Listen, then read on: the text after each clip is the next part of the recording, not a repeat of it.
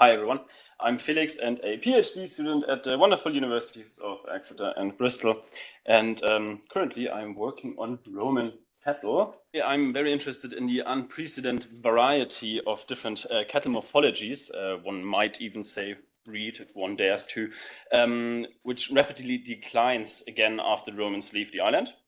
And I want to know the reasons for this, but also understand the unique circumstances that enabled this situation to get all these different morphologies.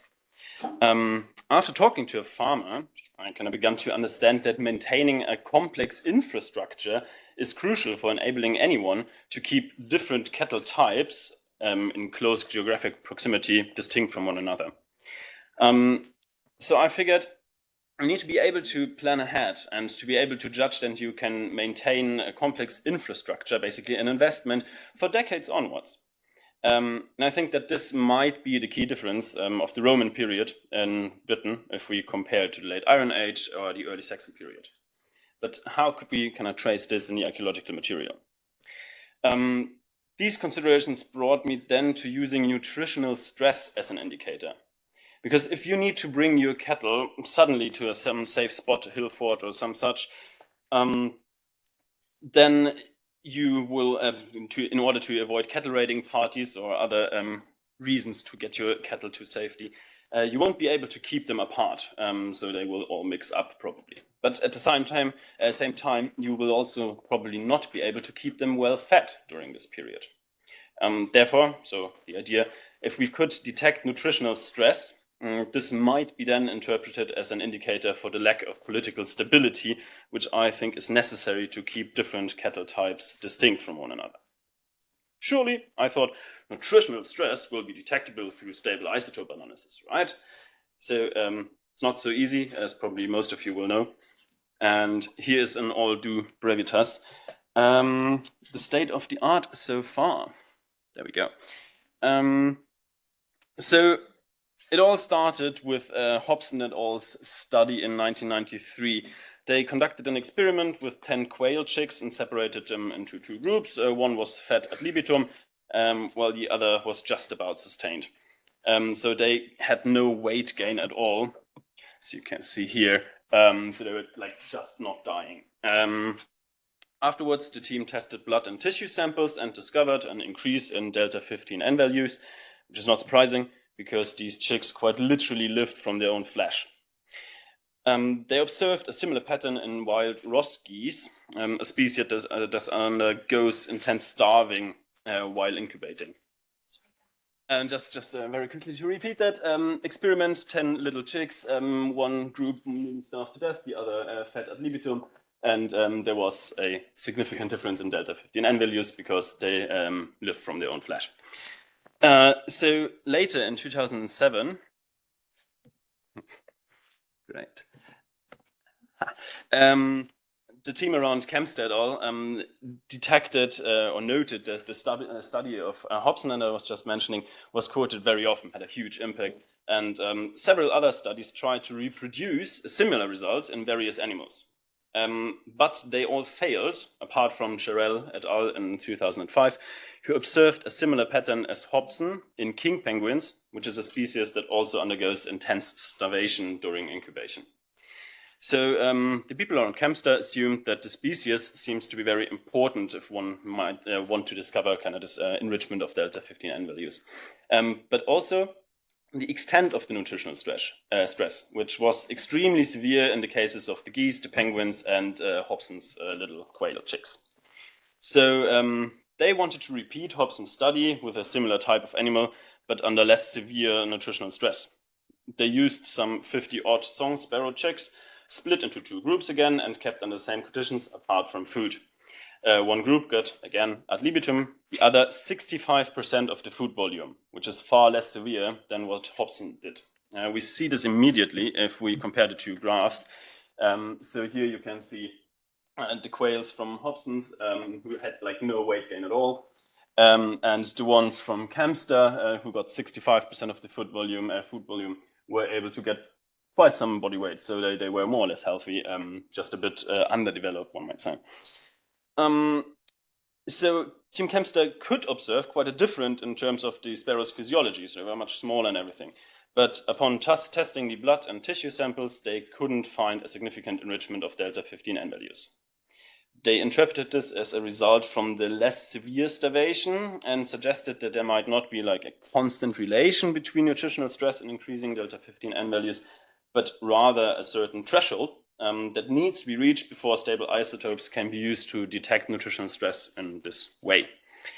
Now, for what I want to do, this has already several implications because the species seems to be very relevant, but also the extent of nutritional stress. So furthermore, problematic for my case is that I obviously can't test blood and tissue samples.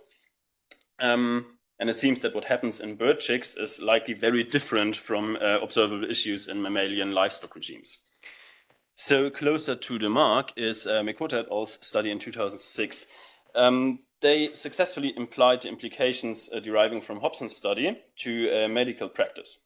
They conducted serial sampling of hair from 6 patients with anorexia nervosa, starting at the beginning of their hospitalization after suffering near starvation. They were able to observe a direct relation between delta 15N increase, delta 13C decrease, and the patient's body mass index. So this means we have another positive indication that we are kind of on the right path, because humans are mammals. That's good. But again, nutritional stress was extremely severe, and even though hair might be a useful indicator for medicine or in forensic cases, Roman cattle rarely leave their coats behind for me to analyze. So the closest we get for what I would need, as far as I'm aware, is the 2020 study by Walter et al. They analyzed bone and dentin collagen from late medieval famine burials in London and compared them to attritional burials of the same period. In their results, though, they argued that no direct relation between nutritional stress and increasing delta 15N values could be made in their case because of a lack of information. The observed increasing delta 15N values might rather be related to a general shift in diet during episodes of famine, which are generally triggered by a shortage of carbohydrates, leading to increased importance of protein gathered from whatever animals one might get your hands on. So as we lacked the detailed information about the diet of those people, the desired conclusion could not be drawn. Team Walter identified a further problem, which is the slow turnover rate of bones. So sudden starvation, they argued, might just not show itself in the isotopic signature of the bones. Where does this leave me? To identify and confirm an isotopic signature of nutritional stress in mammals, I would need to analyze material from well-documented case, ideally controlled experiment, a prolonged period of severe but not too severe starvation. And the material needs to come from mammals and must be archaeologically available, so bones or teeth. Luckily, there is just such material. In 20th century experiments. So in the years 1910 and 1911, Simon von Nathusius, the former director of the Landwirtschaftliches Institut in Halle, conducted some experiments about the impact of nutrition on the physical development of farm animals. He chose pigs, as they come in litters, which suited the design of his experiment quite well. So he took 1 litter each from 2 different breeds, 5 siblings from a single sire of the Hannover-Braunschweig breed, and 8 siblings from a single sire of the Berkshire breed. When they were 6 weeks old after weaning, he separated them into 2 groups each and kept in identical conditions with access to the same water. They got the same food for 2 more weeks, and at an age of 8 weeks, experiment started. One group was fed ad libitum again, while the other group got exact half of the fattening group. Now, what Nathusius means by exact half does not directly correlate to the 65% that we saw in Kempster's study with the sparrows. That's kind of important, because Nathusius calculated the food after a well-documented recipe in relation to the body weight of the animals. So in the beginning of the experiments, when all the piglets had more or less the same weight, it was 50% of the total amount of food. But the longer the experiments continued and the more the body weight of the 2 groups kind of differed, the more dropped the total amount of food, well below 50% for the starvation group.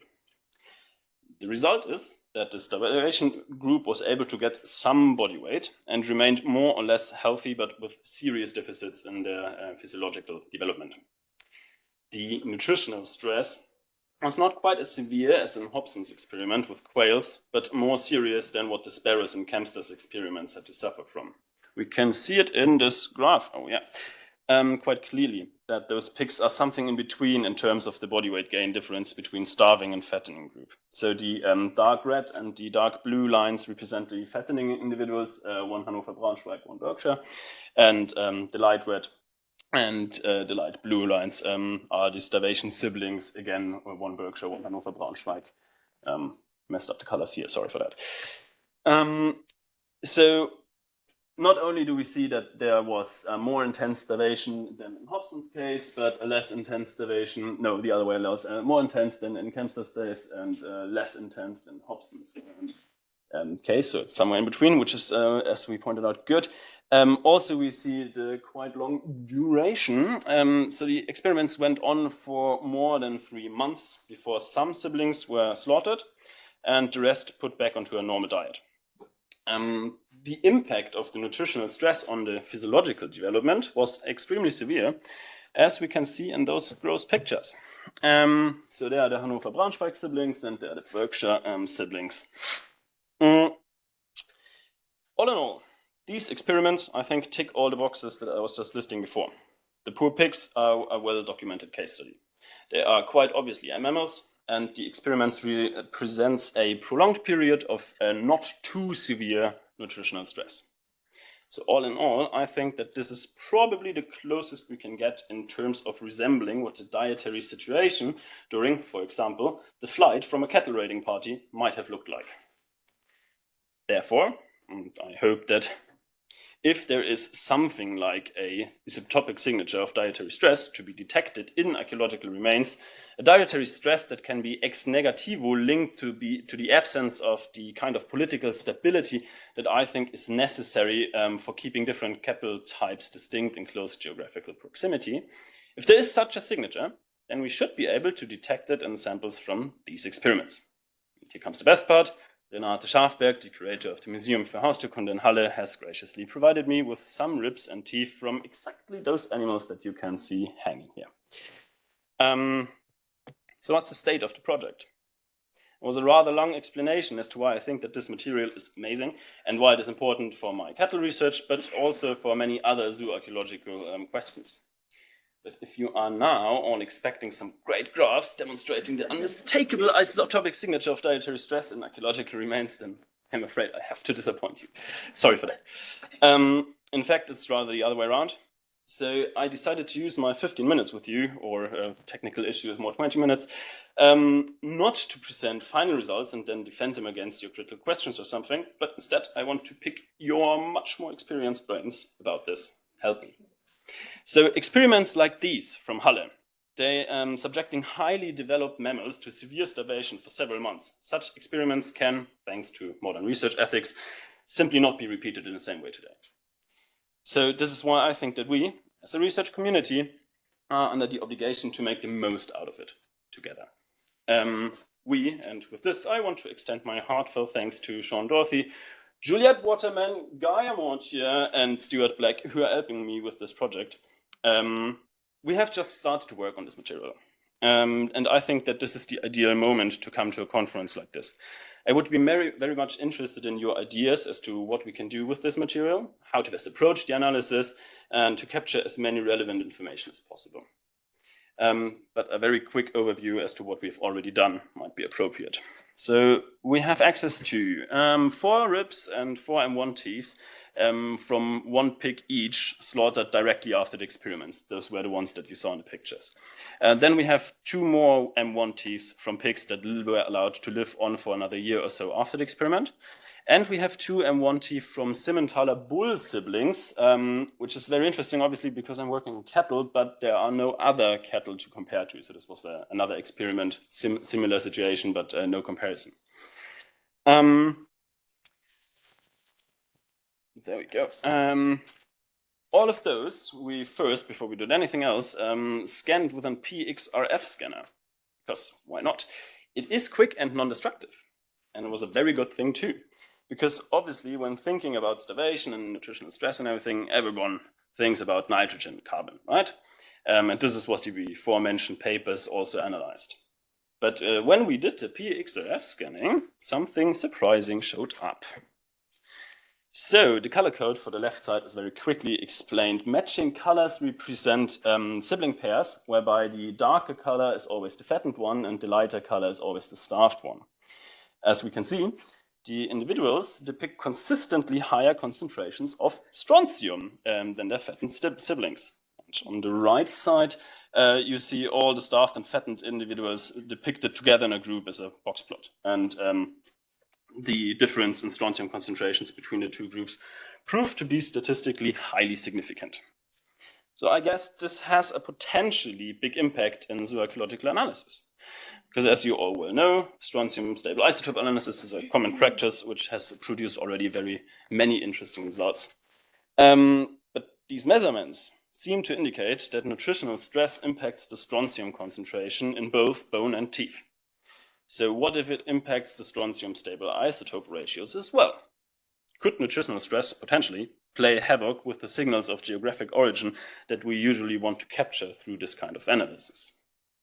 So based on this, we decided to not only test the material for nitrogen and carbon, but also for strontium stable isotopes. And so far we have sampled 4 ribs for bone collagen. They're still in a gelatinization process. And furthermore, we did sequential sampling on the enamel of all the M1s, and we should get first results on nitrogen, carbon, and sulfur fairly quickly. Here I will stop. Thank you very much for listening.